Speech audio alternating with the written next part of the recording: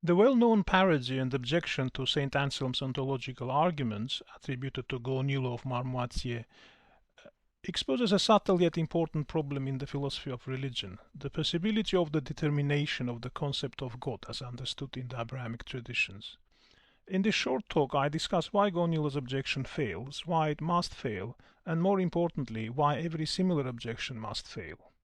Gaunilo's reply to Anselm suffers from several issues, but the one I'm interested here is the fundamental difference and its implications between the concept of God on the one hand and of any other entity on the other.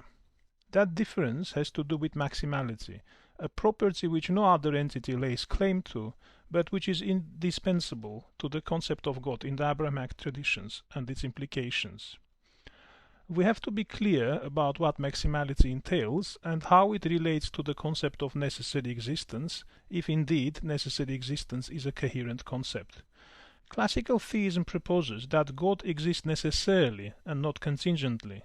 It is for this reason the Kantian dictum that existence is not a predicate is not a death blow to the ontological arguments. The relevant question is whether necessary existence is a contradiction.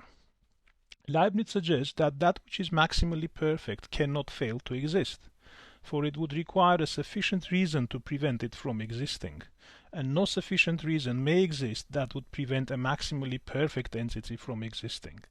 That is one possible conception of relation between maximality and necessary existence. Whereas everyday entities, due to their contingent nature, require an external to them reason for their existence, since contingent existence is not a predicate, existence of God, proposed to be a different kind of existence, hinges on whether necessary existence belonging to divine nature is a contradiction. The dilemma posed by classical theism forces us therefore to either reject God as impossible, and therefore non-existent, or to accept the nature of God as necessarily existing, and therefore actually existing. The excluded middle here is the incoherent concept of a God which possibly exists. I begin with recent proposals by Brian Garrett and Milo Crimi, whom I thank for provoking my analysis of Gaunilo's objection, and with my responses to them. Both their proposals as well as my replies here are presented in a shortened form, since all 4 articles are readily available on the Analysis and Heathrop Journal websites. To remind, Gaunilo parodies Anselm's argument by postulating a more excellent island, which is supposed to be the counterpart of Anselm's idea of God. You can no more doubt that that island, which is more excellent than other lands, truly exists somewhere in reality, than you can doubt that it exists in your understanding. And since it is more excellent to exist, not only in the understanding but also in reality, therefore it is necessary that it exists in reality, because if it did not, whatever other land exists in reality will be more excellent than it, and this island, which has been understood by you to be more excellent, will not be more excellent. Lansing and Campbell in particular have highlighted what is wrong with Gaunilo's parody. I focus on the so-called great-making qualities, which would be better described as maximality of perfections. It is important to note that whoever the author of the parody was, he was not an atheist, since he writes, "That which is supreme, namely God, truly both exists and cannot not exist." Pro Incipiente 7.8. This is to me a clearly statement of necessary existence.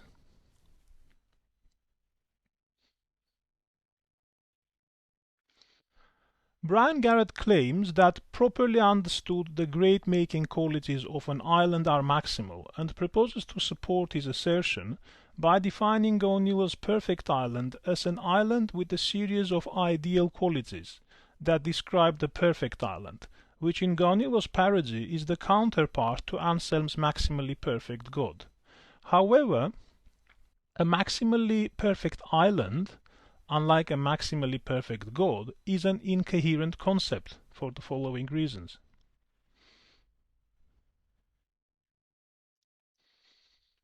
It is enough to refute Garrett's argument by showing that Either there is not exactly one ideal size for an island, or that the concept of ideal size of an island is incoherent, circular, or empty. The primary meaning of ideal being satisfying one's conception of what is perfect, Garrett's redefinition of Gaunilo's perfect island as an island of the size that satisfies one's conception of what is perfect is essentially equivalent to perfect island, thus being a circular definition. There is not exactly one ideal size for an island either, for one's conception of what is perfect or most suitable is not contained in ideal itself. Proposing an island of an ideal size is meaningless without specifying some external contingent requirement of what constitutes ideal size, such requirement being variable. Therefore, there is no exactly one ideal size for an island. Plantinga's assertion that the great-making qualities of an island are maximal, and that the greatest conceivable island is an incoherent concept stands. It follows that an incoherent concept has no claim on existence in the mind, much less in reality. Following my reply to Garrett, Milo Crimi tries to save Gaunilo's island by arguing that an ideal island is conceivable if it's defined as any island exhibiting an ideal ratio of great-making properties. That is, any island whose size to population, to coconut count, to sand color, to air temperature, to sea temperature, etc., to ratio is ideal, and adds that we need not determine here just what island properties are great-making for islands, because, he claims, such a view accompanies a shift in our conception of greatness away from one measured by amounts of great-making properties. Instead, greatness might be measured by proximity to a given ideal ratio. Unfortunately for Gaunilo, neither amounts nor ratios can bestow coherence on his island, regardless of the number of great-making island properties, for the following reasons. If maximal greatness or perfection is every simple quality which is positive and absolute, or that expresses without any limits whatever it expresses, as per Leibniz, it follows that the fundamental criterion for anything to be an island, or any other finite thing, is for it to be limited by definition to the concept of an island, or to the concept of any other such finite thing, which prevents an island from being maximally great or perfect. In other words, the idea of an island inherently and necessarily precludes it from being maximally great or perfect. I suggest that moving from Garrett's ideal size of an island to Crimi's ideal ratio of great-making properties does nothing to make Gaunilo's island coherent and his parody applicable. Introducing an external criterion of a ratio of great-making island properties does not save Gaunilo's island, because proximity and ratios cannot be maximally great or perfect themselves.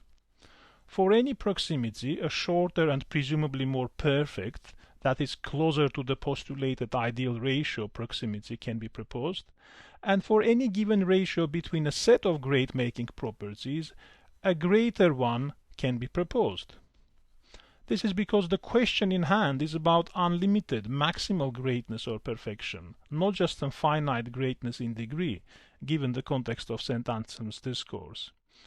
Maximal greatness or perfection, in order to be maximal or perfect, cannot include by definition any finitude or constraint, and therefore cannot be nearer or further away from any ratio, since a ratio is, by definition, nothing but a determined quantitative relation between two or more relata.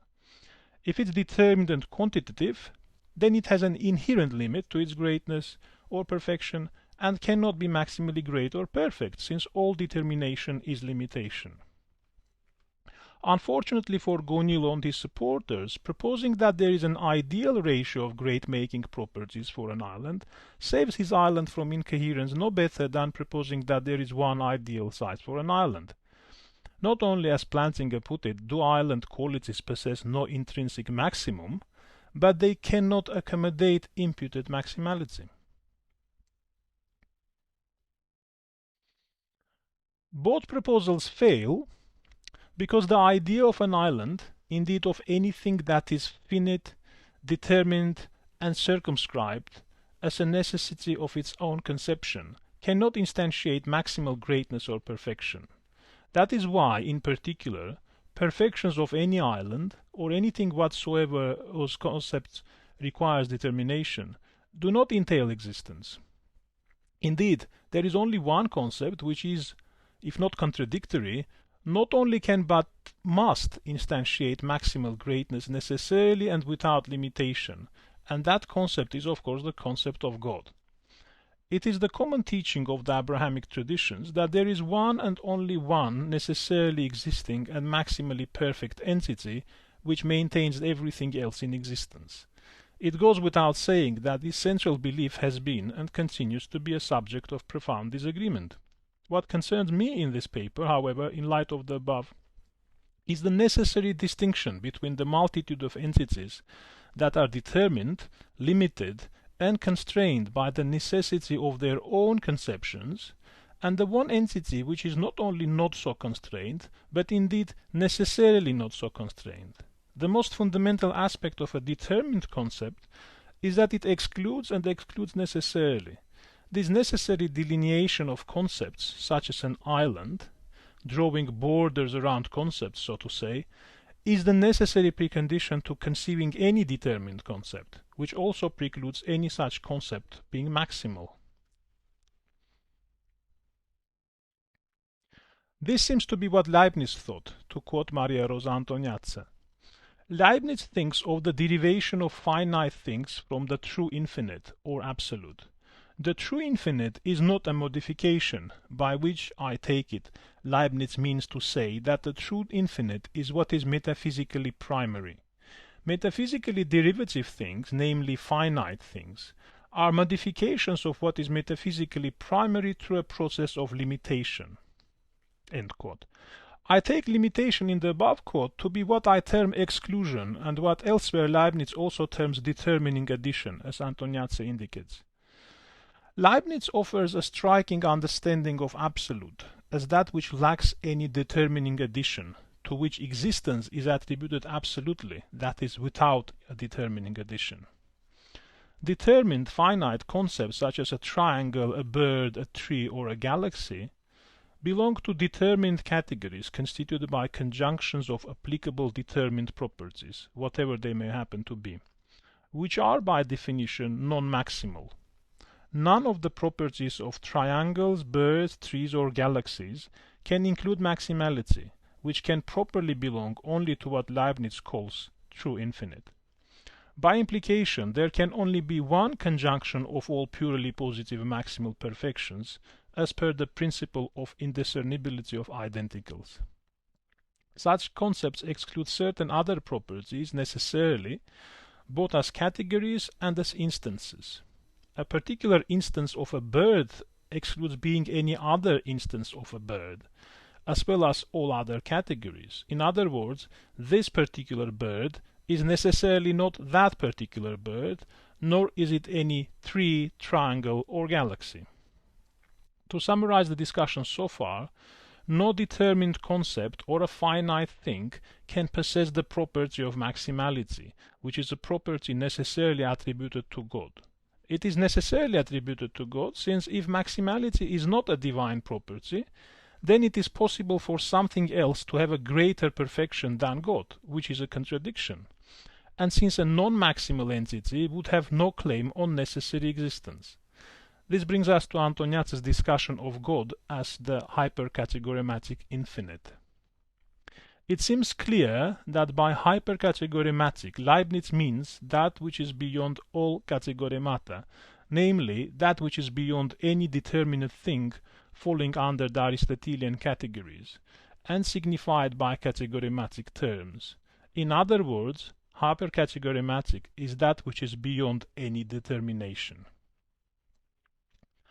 Just as any finite thing requires determination to be itself, that which is the source of all finite things is necessarily beyond any determination. The dependence of such finite things is not only causal but also ontological and conceptual. Not only actual finite things, but also their determined concepts depend on God, the hypercategorematic infinite. Because, as Antoniazza suggests, the way in which these other things result is by a limitation or partial negation of what is in God purely positive. End quote. This view has surprising affinity with the Lurian Kabbalistic doctrine of Tzimtzum, divine contraction, whereby the unbounded Ein Sof, God, the infinite, contracts in order to create the conceptual space for the creation. Whether Leibniz was familiar with this doctrine and whether it had played any role in his metaphysics and philosophy of religion is not clear, but may be an interesting question for Leibniz specialists. Whatever may be the case, the difference of which I spoke earlier in relation to maximality is the same difference proposed by Leibniz and discussed by Antoniazza. To quote, "The difference between God and created substances ultimately reduces to one, but to Leibniz's mind crucial difference: unlimited versus limited perfection. Ultimately, the ontological distinction between God and creatures is based on what Leibniz regards as the strict incompatibility between God and any negation or limitation. Only a being beyond all determinations, but eminently embracing all determinations, or as at one point Leibniz puts it, the hypercategorematic infinite, can enjoy the pure positivity of what is truly infinite while constituting the ontological grounding of all things. The lack of any negation, and hence limitation, is what ultimately distinguishes the divine nature from the nature of created things." End of quote.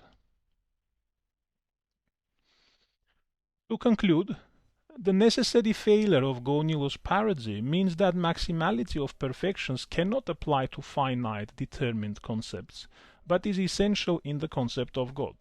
That has interesting implications for at least some of the ontological arguments, particularly the version proposed by Leibniz and discussed by Antoniazza. Maximal perfection and necessary existence seem to be the two sides of the same coin.